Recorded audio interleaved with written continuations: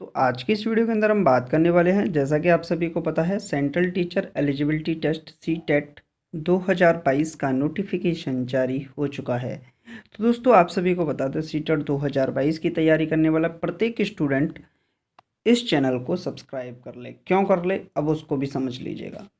आप सभी को पता है, केंद्रीय शिक्षक पात्रता परीक्षा सीटेट 2022 का जो एग्ज़ाम है वो दिसंबर 2022 में प्रस्तावित है।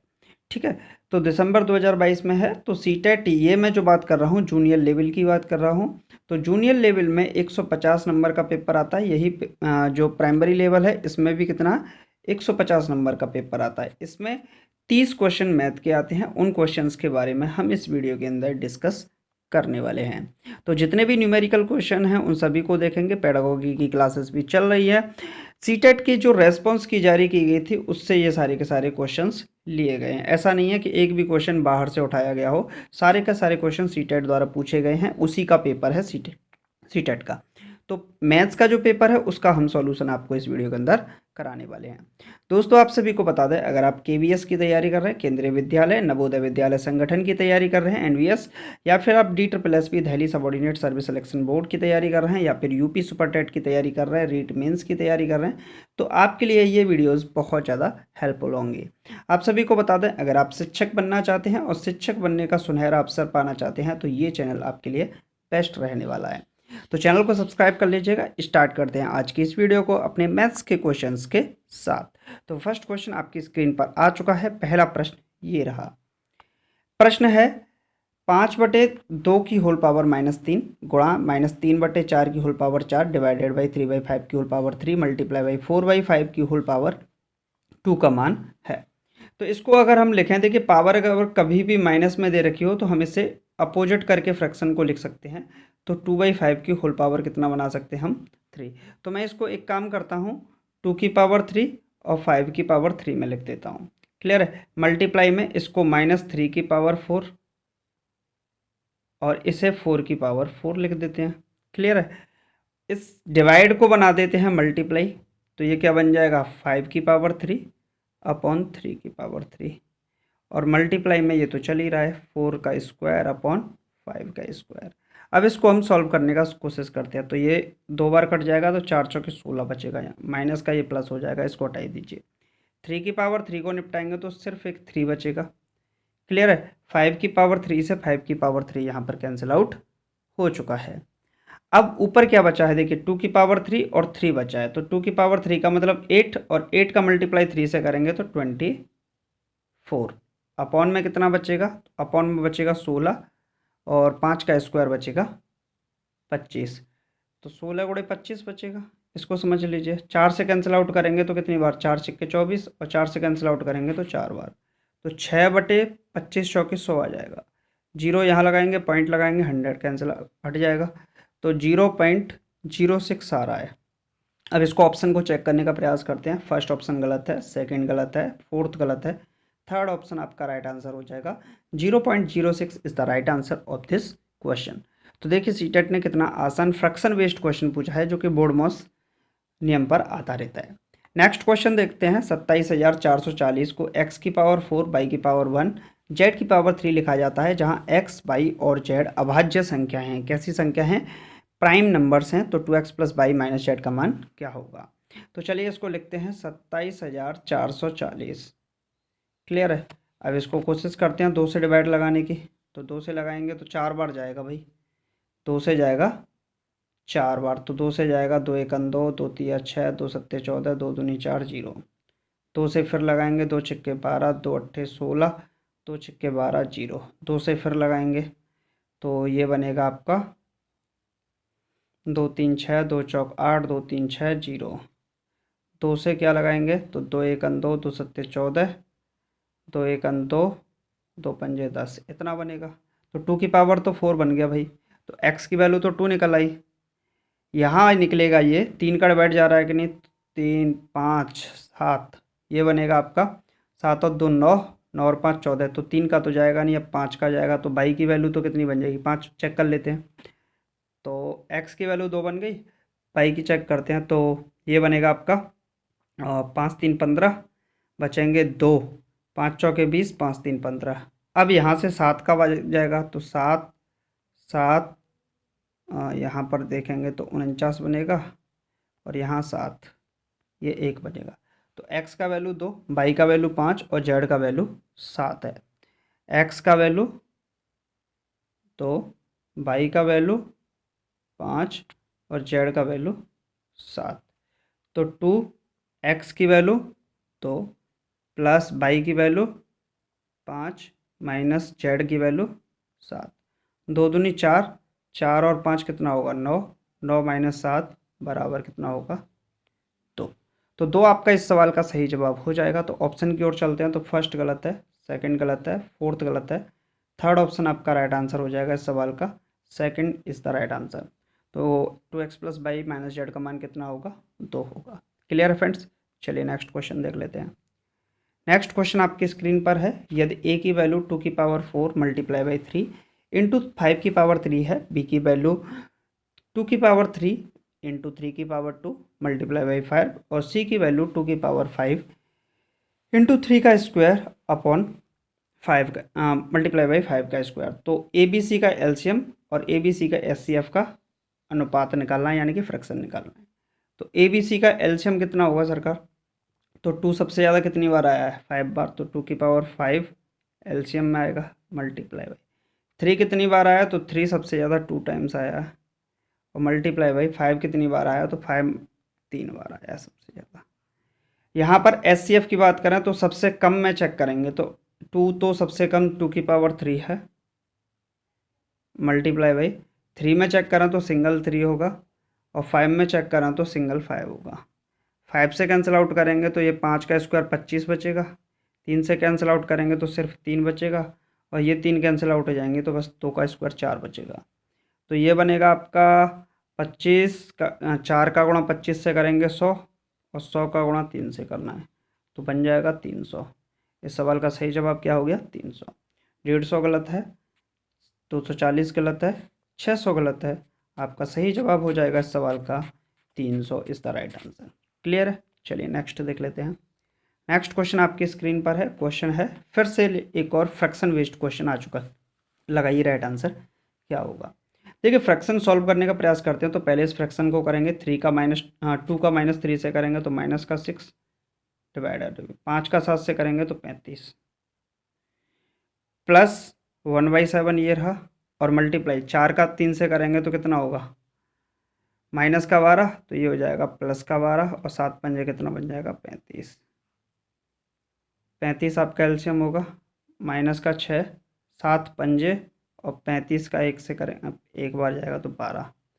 तो 12 में से 6 गया तो 6, 6 और 5 कितना होगा 11, 11/35। अब 11/35 किस ऑप्शन से मैच कर रहा है ये आपको चेक करना है। चलिए एक एक करके चेक करते हैं। एलसीएम आएगा 7 पंजे 35, 7 दूनी 14 और 5 ये बनेगा आपका 19/35। तो आपको तो कितना चाहिए था 11/35 जो कि गलत है। नेक्स्ट है 35 आपका एलसीएम होगा 5 चौके 20, 20 में से 7 गया तो कितना बचेगा 13/35 तो ये भी गलत है। तीसरा अगर देखें तो 35 एलसीएम आएगा 5 सत्ते 7 चौके 28 माइनस 16 तो ये बचेगा आपका 10/4 और 8 12/35 तो ये भी गलत है। तो 3 फर्स्ट के ऑप्शन तो गलत ही हो गए। बाकी मुझे ये भी ठीक नहीं लग रहा है, कुछ इसकी नीयत में भी खोट लग रहा है। 35 होगा एलसीएम 7 पंजे 5 दूनी 10 और ये कितना एक ही बनेगा, इसकी नीयत में कोई खोट नहीं है भाई 11/35। तो आपका ऑप्शन कौन सा सही होगा फोर्थ ऑप्शन इस सवाल का राइट आंसर हो जाएगा। क्लियर है फ्रेंड्स, समझ में आ रहा होगा। चलिए नेक्स्ट क्वेश्चन देख लेते हैं। नेक्स्ट क्वेश्चन आपकी स्क्रीन पर है। समीकरण 3x minus 2 2x minus 5 equal to 2x plus 3 minus 8 का हल निम्न समीकरण का भी हल होगा। तो चलिए सॉल्व करके देखते हैं। तो 3x माइनस 2 का मल्टीप्लाई करते हैं माइनस का 4x और minus 2 minus 5 minus minus plus का 10 बराबर 2x प्लस का 6 माइनस 8। ये कितना होगा माइनस का x बचेगा प्लस का 10 और ये कितना बचेगा 2x माइनस का 2। ये इधर जाके 3x बन जाएगा, ये इधर जाके 12 बन जाएगा। तो x की वैल्यू कितनी आ जाएगी 4 आ जाएगी। कितनी आ जाएगी 4। एक्स का वैल्यू 4 पुट करते हैं तो 4 कटेंगे, तो इसमें 4 दूनी 8 प्लस 3 गुणे 4 और 5 9 बराबर 3 गुणे 4 प्लस 2, तो 9 3 27 और 8 कितना हो जाएगा 35, 4 3 12 और 2 14, ये तो डज नॉट इक्वल टू है, तो ये तो आंसर ही नहीं होगा, गलत हो गया। एक्स की वैल्यू 4 सेकंड में डालते हैं, ये बनेगा 4 दूनी 8, 4 में से 5 गया तो माइनस का 1 गुणा करेंगे माइनस का 5, 4 और 3 7, 7 दूनी 14 माइनस 8, ये 3 बचेगा और ये जो बचेगा ये 6 बचेगा, ये भी डज नॉट इक्वल टू, ये भी गलत आंसर होगा। नेक्स्ट देख लेते हैं, 4 का मल्टीप्लाई करेंगे, 4 3 12 प्लस 4 दूनी 8 और 5 13, और ये कितना हो जाएगा 4 और 1 5, 5 5 25, तो 25 बराबर कितना होगा 25, ये इस इक्वेशन को सेटिस्फाई कर रहा है एक्स इक्वल टू 4 पे। तो आपका आंसर कौन सा होगा, ऑप्शन नंबर 3 आपका आंसर हो जाएगा। क्लियर है, चलिए नेक्स्ट क्वेश्चन देख लेते हैं। नेक्स्ट क्वेश्चन आपकी स्क्रीन पर है साथियों, व्यंजक दे रखा है 3x plus 5 minus multiply by 5x minus 7 minus 3x minus 5x minus 7, इसका आंसर क्या होगा ये आपको लगाना है। चलिए सरकार, देखिए सबसे पहले इसमें देखें तो हम 5x माइनस 7 और 5x माइनस 7 कॉमन आ रहा है, इसको साइड में कर लीजिए सरकार, काम आएगा। इस वाले को एक साइड में लिखते हैं 3x प्लस 5 जो बचा है, और माइनस के साथ माइनस का 3x माइनस माइनस प्लस 5, तो ये कितना होगा 5x माइनस 7, और ये कितना है 3 से 3x कैंसिल आउट ही हो गया, 5 और 5 हो गया 10/2, हाँ 10 माफ़ कीजिएगा, तो 10/5x माइनस 7, 10/5x माइनस 7, बाकी सभी के सभी ऑप्शंस में गलत है, ऑप्शन नंबर 4 आपका राइट आंसर हो जाएगा। क्लियर फ्रेंड्स, चलिए नेक्स्ट क्वेश्चन देख लेते हैं। नेक्स्ट क्वेश्चन आपकी स्क्रीन पर है, करेक्ट, ये किसके बराबर होगा ये आपको बताना है। देखिए एक फॉर्मूला होता है a² माइनस b², इसको वर्गांतर का फॉर्मूला बोलते हैं, एक बार जोड़ते हैं और एक बार घटाते हैं, तो a² माइनस b² बराबर होता है a plus B a minus v। तो बस यही फॉर्मूला यूज करना है कि आप 21 को 11 का स्क्वायर लिख सकते हो और 64 को 8 का स्क्वायर लिख सकते हो, तो बन गया 22² माइनस 11², तो 22 प्लस 11 और 22 माइनस 11, 8 का square minus x², 8 minus x, 8 plus x, upon में क्या होगा, इन दोनों में से 22 कॉमन लेंगे तो क्या बचेगा 8 प्लस x, 22 यहाँ बचा, इन दोनों में से 11 कॉमन लेंगे तो क्या बचेगा 8 प्लस x ही बचेगा, तो दूसरा क्या है 22 प्लस 11, तो 22 प्लस 11 से 22 प्लस 11 गया, 8 प्लस x से 8 प्लस x गया, तो एक बचा 22 माइनस 11 और एक बचा 8 माइनस x, तो 22 माइनस 11 इसमें है और इसमें है, बाकी दोनों वैसे ही गलत हो गए, 8 माइनस x इसमें नहीं है सिर्फ इसमें, तो ऑप्शन नंबर 3 आपका राइट आंसर हो जाएगा। क्लियर फ्रेंड्स, समझ में आ रहा है, बहुत आसान सवाल है, ऐसी सवाल आपके पेपर के हैं ये, बताइए क्या टफ सवाल है, बहुत आसान सवाल है। यदि x माइनस वाई बराबर 4, x² प्लस y² बराबर 10, तो x प्लस वाई का मान क्या होगा। सबसे पहले आप यहाँ पर पुट करके देखिए तो आप क्या वैल्यू बन पा रही हैं। अगर x की वैल्यू आप 3 मानते हैं और y की वैल्यू -1 मानते हैं, हिट एंड ट्रायल मेथड का यूज कीजिए, तो 3 माइनस -1 बराबर 4 बन रहा है, 3 का स्क्वायर प्लस -1 का स्क्वायर, ये 10 बन रहा है, तो इक्वेशन को तो सेटिस्फाई कर रहा है, ये तो बात पक्की है। x की वैल्यू 3 और y की वैल्यू -1, तो यहाँ पुट करके देखते हैं, तो 3 y की वैल्यू -1, तो 3 में से 1 गया तो 2, अब आपको दिमाग लगाने की ज़रूरत ही नहीं है सरकार कहीं, ऑप्शन नंबर फर्स्ट आपका राइट आंसर हो जाएगा। क्लियर है फ्रेंड्स, चलिए नेक्स्ट क्वेश्चन देख लेते हैं। नेक्स्ट क्वेश्चन आपकी स्क्रीन पर है, 4200 यानी कि 4200 रुपये की धनराशि x% की वार्षिक दर से 3 मिक्स 2/3 ईयर्स वर्ष में साधारण ब्याज द्वारा मिश्र धन 5586 हो जाता है, तो 2x प्लस 1/2 का मान क्या है। चलिए बताते हैं, 4200 रुपये की धनराशि है, तो सिंपल इंटरेस्ट का फॉर्मूला मैं आपको बता देता हूँ, सिंपल इंटरेस्ट बराबर principal into rate into time upon 100। Clear है, अब देख लेते हैं सिंपल इंटरेस्ट क्या है, 4200 और ये 5586, 800 800 और 500 1386, तो 1386 आपका सिंपल इंटरेस्ट हो गया। प्रिंसिपल 4200 इंटू रेट कितनी होगी एक्स, और इंटू टाइम कितना होगा 3 3 9 दूनी 3 3 9 2 11/3, और 100 का मल्टीप्लाई कर देंगे, 00 से 00 कैंसिल आउट हो गया। क्लियर है। 3 से काटेंगे तो ये 14 3 42। अब इसको 7 से कटना या 11 से कटना ही पड़ेगा, तो 11 से चेक करते हैं। 11 एकन 11, बचे कितने 2, 11 दूनी 22, बचे 6, 11 छिक्के 66। क्लियर है। अब 2 से कैंसिल आउट करते हैं, ये 7 बार जाएगा, और इसको कैंसिल आउट करते हैं तो 2 से 6, और ये जाएगा 3 बार, 7 से जाएगा ये 9 बार। तो x की वैल्यू जो निकल आई वो कितनी निकली 9। क्या आपका आंसर 9 हो जाएगा? x का वैल्यू निकला 9। बहुत सारे कैंडिडेट बोल रहे हैं कि हो जाएगा। भाई स्टूडेंट ऐसा ना करें। आपसे वैल्यू पूछी थी 2x प्लस 1/2, इसको भी देख लीजिए। 2x की वैल्यू 9 प्लस 1/2, तो 9 दूनी 18 और 1 19/2, 19/2 का मतलब होगा 9.5। तो आंसर आपको सी ना लगा के, थर्ड ना लगा के, आपको क्या लगाना है, डी आंसर लगाना है, जो कि आपका राइट आंसर होगा। तो ऑप्शन नंबर 4 आपका सही जवाब हो जाएगा। क्लियर है फ्रेंड्स। चलिए नेक्स्ट क्वेश्चन देख लेते हैं। स्टेटमेंट से रिलेटेड क्वेश्चन है, और ये सवाल पूछा गया है, तो अब क्या ही कहना, आएगा ही। प्रश्न है, एक समद्विबाहु त्रिभुज की 2 सममित रेखाएं होती हैं। ये कोई समद्विबाहु त्रिभुज है। समद्विबाहु त्रिभुज का मतलब होता है जिसकी 2 भुजाएं बराबर हों। कितनी भुजाएं? 2 भुजाएं जिसकी बराबर होती हैं। तो मान लीजिए ये वाली भुजा इस वाली भुजा के बराबर है, तो आप इससे यहाँ से एक परपेंडिकुलर डालने का प्रयास करते हैं। ऐसे परपेंडिकुलर लाइन डालेंगे तो इसकी एक बन जाएगी। इसकी क्या होगी, एक इधर वाला पार्ट और एक इधर वाला पार्ट, एक सममिति बन जाएगी। लेकिन हॉरिजेंटल सममिति इसके अंदर नहीं बनेगी, सिर्फ वर्टिकल बनेगी। तो एक समद्विबाहु त्रिभुज की 2 सममित रेखाएं होती हैं। स्टेटमेंट ये तो गलत है, तो केवल कथन एक सत्य है, ये तो गलत ही हो गया। दोनों कथन सत्य हैं, ये भी गलत हो गया क्योंकि फर्स्ट गलत है। क्लियर। अब दूसरे पे आते हैं। एक समांतर चतुर्भुज 2 की गुणन सममिति होती है। समांतर चतुर्भुज की गुणन सममिति, जो पैरेललोग्राम होता है, इसके अंदर ना तो वर्टिकली और ना ही हॉरिजेंटल कोई भी सममिति नहीं होती है, यानी कि कोई 2 गुणन सममिति नहीं होती। तो ये भी 2 कथन गलत है। तो ऑप्शन नंबर 4 ही आपका सही जवाब होगा। दिए गए दोनों कथन ही असत्य हैं। क्लियर है। तो ऑप्शन नंबर 4 इस सवाल का सही जवाब हो जाएगा। चलिए नेक्स्ट क्वेश्चन देख लेते हैं। एक क्वेश्चन हम आपको देखते हैं, तो कमेंट बॉक्स में आप इसका आंसर लिखिएगा।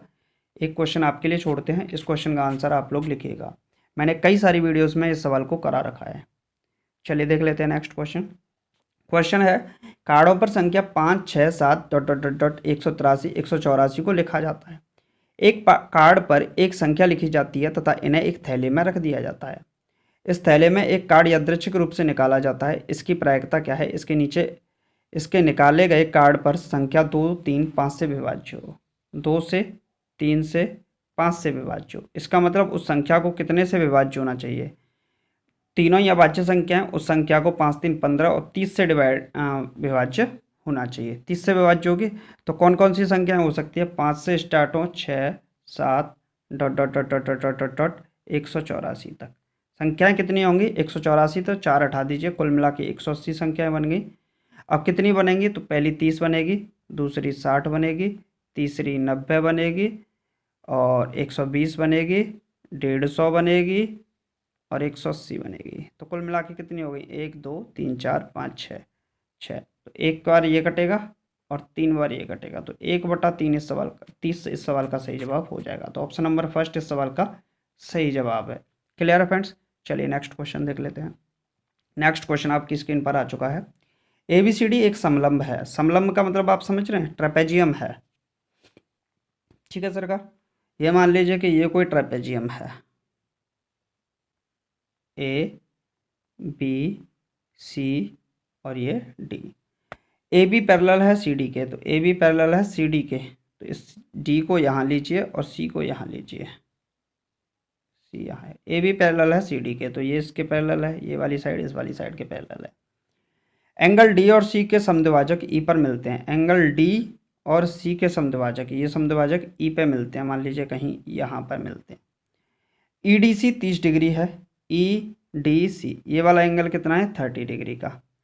और ECD कितना है? ECD ये कितना है? 25 डिग्री का। तो आपसे पूछा है एंगल A और B का मान ज्ञात कीजिए। बताइए सरकार कितना होगा।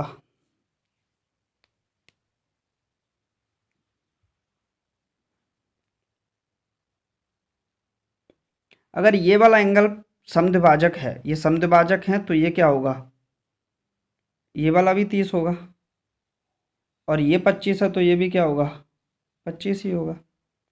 क्लियर है। तो यहाँ से अगर हम इन दोनों एंगल को चेक करने का प्रयास करें तो ये 60 हो गया, तो इसको कितना होना चाहिए, कम से कम 120 होना चाहिए। ये 50 हो गया तो इसको 130 होना चाहिए। तो 120 और 130, ऑप्शन नंबर थर्ड आपका राइट आंसर हो जाएगा। क्लियर है।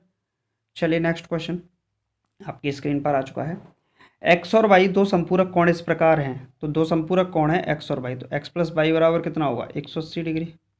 इन कोणों का अंतर 40 डिग्री है, एक्स माइनस वाई बराबर 40 डिग्री। तो वाई से वाई कैंसिल आउट हो जाएगा। 2x बराबर कितना होगा, 220।